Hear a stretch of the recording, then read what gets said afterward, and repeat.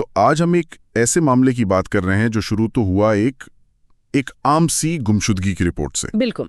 तारीख थी 23 नवंबर 2025। जगह थी उत्तर प्रदेश का संभल जिला। और कहानी के केंद्र में हैं दो बच्चे, 10 साल की दिव्या और 12 साल का कृष्णा। हाँ, जब वो स्कूल से घर लौटते हैं तो उनकी माँ रूबी उन्हें बहुत परेशान सी मिलती है। और वो बच्चों से कहती है कि तुम्हारे पापा राहुल कहीं चले गए हैं, मिल नहीं रहे हैं। एक गुमशुदगी की रिपोर्ट जो पहली नजर में आप सोचेंगे कि एक आम मामला है, लेकिन ये कैसे एक ऐसी खौफनाक साजिश में बदल गई जिसमें रिश्तों और इंसानियत का ही कत्ल हो गया।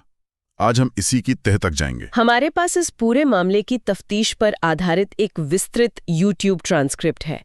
और आज हमारा मकसद सिर्फ कहानी सुनाना नहीं है। नहीं, बिल्कुल नहीं। हमारा मकसद ये समझना है कि कैसे पुलिस ने एक ब्लाइंड केस के एक तरह से धागे खोले और कैसे एक इंसान धोखे की सारी हदें पार कर सकता है। तो कहानी की असल शुरुआत होती है 24 नवंबर को। ठीक है। जब रूबी चंदौसी पुलिस स्टेशन जाकर अपने पति 32 साल के राहुल कुमार की गुमशुदगी की रिपोर्ट दर्ज कराती है। और इसके बाद हफ्तों तक शांति, कुछ नहीं होता। कुछ भी नहीं। पुलिस के हाथ खाली थे, कोई सुराग नहीं, कोई फोन कॉल नहीं। ऐसा लग रहा था कि राहुल बस हवा में कहीं गायब हो गया। फिर अचानक 3 हफ्ते बाद 15 दिसंबर को कुछ ऐसा होता है जो इस पूरे केस का रुख ही बदल देता है। हाँ, कुत्तों का एक झुंड एक नाले में किसी चीज को नोच रहा था। ओह। और जब स्थानीय लोगों ने पास जाकर देखा तो उनके पैरों तले जमीन खिसक गई। वो एक इंसान का धड़ था, लेकिन उसकी पहचान करना लगभग नामुमकिन था। क्यों? क्या हुआ था? सिर गायब था, हाथ नहीं थे, पैर भी नहीं थे। पुलिस के लिए ये एक ब्लाइंड मर्डर केस था। उनके पास बस एक लावारिस लाश थी। बिल्कुल, जिसका ना कोई चेहरा था, ना कोई नाम। उन्हें जरा भी अंदाजा नहीं था कि इस लाश का कनेक्शन 3 हफ्ते पहले दर्ज हुई एक गुमशुदगी की रिपोर्ट से हो सकता है। तो पुलिस के हाथ पूरी तरह से खाली थे। एक लावारिस धड़। इस केस में पहला ब्रेक थ्रू कहां से आया? वो कौन सा छोटा सा सुराग था जिसने इस पूरे केस का रुख मोड़ दिया? वो ब्रेक थ्रू लाश मिलने के 5 दिन बाद मिला, 20 दिसंबर को पोस्टमार्टम के दौरान। अच्छा। फॉरेंसिक टीम को लाश के बाईं हाथ के ऊपरी हिस्से पर एक टैटू नजर आया। एक टैटू? हाँ, और उस टैटू पर एक नाम गुदा हुआ था, राहुल। और बस इसी एक नाम ने जांच की दिशा बदल दी। बिल्कुल। पुलिस ने फौरन अपने रिकॉर्ड्स खंगालने शुरू किए। क्या हाल ही में कोई राहुल नाम का आदमी लापता हुआ है? और जाहिर है उन्हें रूबी की दर्ज कराई हुई रिपोर्ट मिल गई। हाँ, तुरंत मिल गई। पुलिस ने बिना देर किए रूबी को शिनाख्त के लिए बुलाया। अब यहाँ पर मामला बहुत अजीब हो जाता है। कोई भी आम इंसान जिसका पति लगभग 1 महीने से गायब हो, ऐसी खबर सुनकर टूट जाएगा, परेशान हो जाएगा। हाँ, बिल्कुल। लेकिन रूबी का रवैया बहुत ठंडा था, बहुत ही बेरुखा। 1 मिनट, यहीं पर मुझे एक बात बहुत अजीब लग रही है।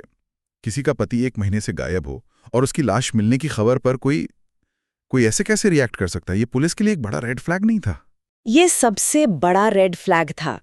जांच में इस तरह के भावनात्मक संकेतों पर बहुत ध्यान दिया जाता है। सही बात है। एक सामान्य व्यक्ति का व्यवहार कैसा होता है और एक अपराधी का कैसा, इसमें जमीन आसमान का फर्क होता है।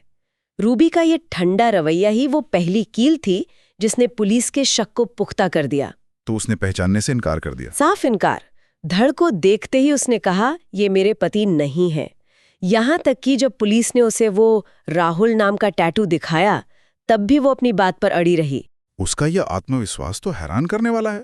उसे लगा होगा कि बिना सिर के कोई लाश को पहचान ही नहीं पाएगा। बिल्कुल, लेकिन अब पुलिस की शक की सुई पूरी तरह उसी पर थी। तो उन्होंने क्या किया? और यहीं पुलिस ने एक बहुत होशियारी भरा कदम उठाया। उन्हें रूबी पर शक तो हो चुका था, तो उन्होंने एक जाल बिछाया।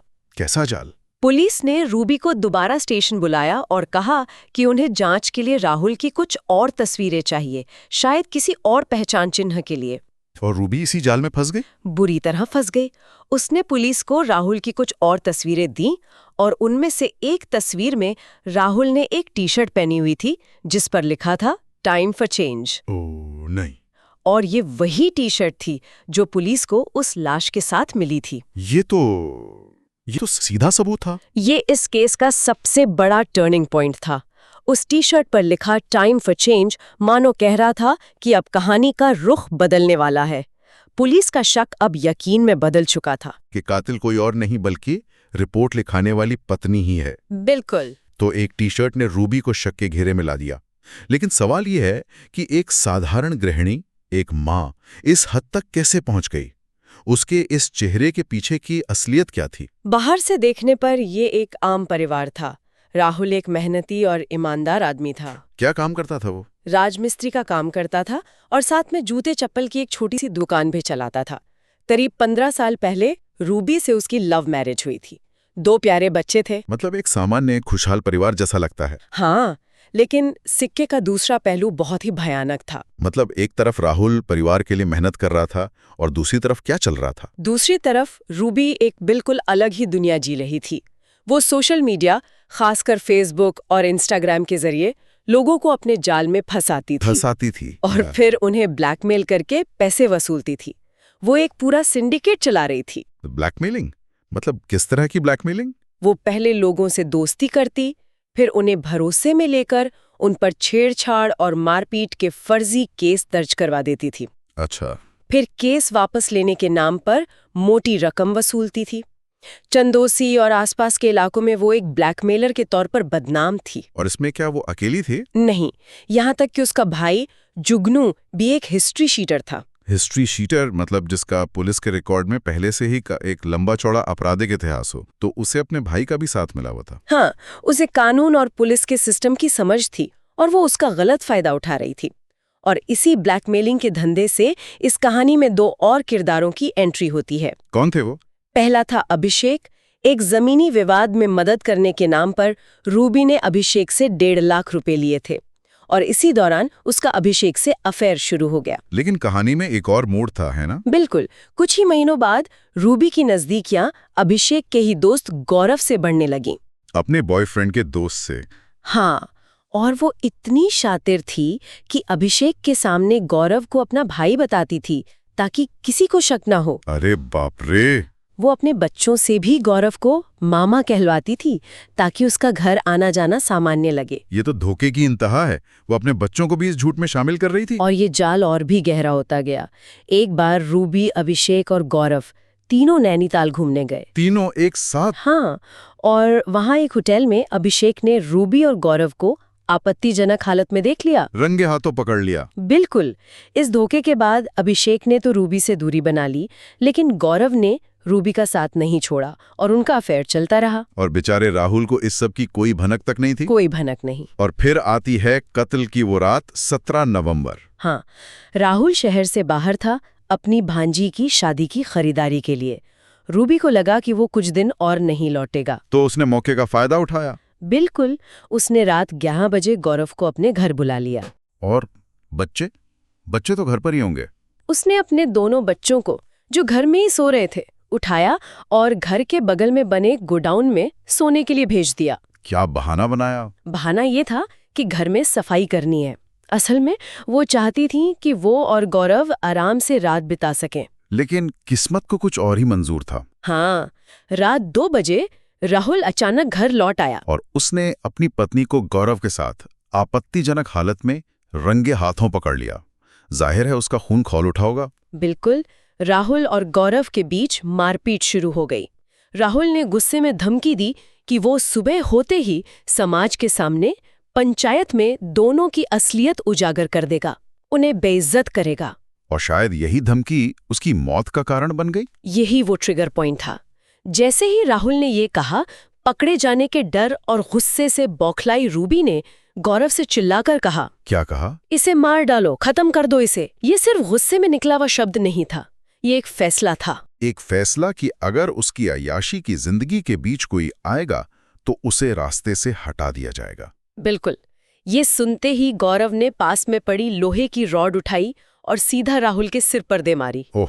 राहुल कुछ समझ पाता इससे पहले ही रूबी ने कील ठोकने वाला हथौड़ा उठाया और उसे कई वार करके राहुल की जान ले ली। रूबी ने खुद? हाँ, रूबी ने हथौड़े से वार किए। अपराध तो हो चुका था, लेकिन अब असली चुनौती शुरू हुई थी।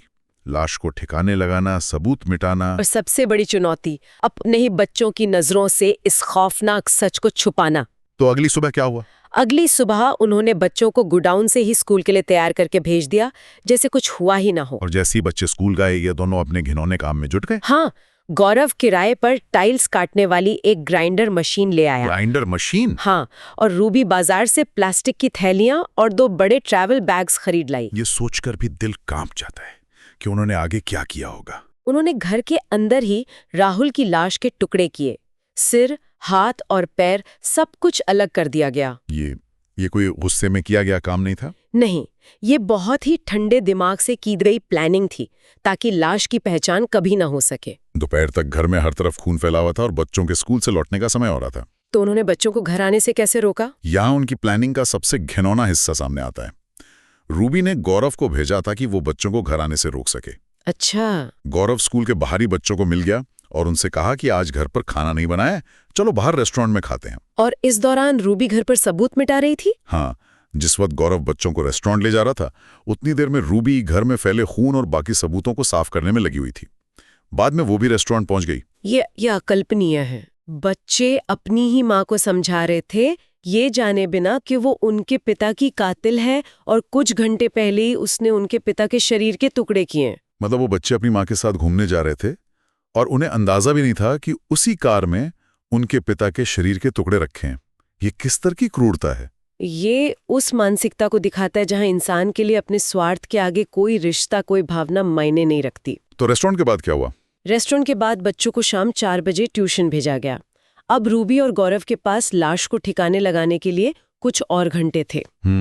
गौरव ने एक कार किराए पर ली। जब बच्चों की ट्यूशन खत्म हुई तो रूबी और गौरव उसी कार में उन्हें लेने पहुंचे और कहा, चलो आज राजघाट घूमने चलते हैं। और उसी कार की डिग्गी में? हाँ, उसी कार की डिग्गी में एक बैग में उनके पिता का कटा हुआ सिर और हाथ पैर रखे हुए थे। और बच्चों को पता नहीं चला? सफर के दौरान एक बच्चे ने जब उस बैग के बारे में पूछा तो रूबी ने बड़ी आसानी से झूठ बोल दिया। क्या कहा उसने? उसने कहा, बेटा इसमें टूटी हुई मूर्तियां हैं, खंडित मूर्तियों की पूजा नहीं करते, इसलिए इन्हें गंगा में बहाने जा रहे हैं। और बच्चों ने यकीन कर लिया? कर ही लेते। और इसी बहाने उन्होंने घर से 50 किलोमीटर दूर राजघाट में गंगा नदी में उस बैग को फेंक दिया। लेकिन अभी भी धड़ बाकी था। हाँ, उस रात उन्होंने बच्चों को फिर से गोडाउन में सुला दिया और रात के अंधेरे में गौरव ने स्कूटी पर दूसरा बैग, जिसमें राहुल का धड़ था, उसे ले जाकर ईदगाह के पीछे वाले नाले में फेंक दिया। यह वही धड़ था जो करीब 1 महीने बाद कुत्तों को मिला और जिससे ये पूरा मामला खुला। बिल्कुल।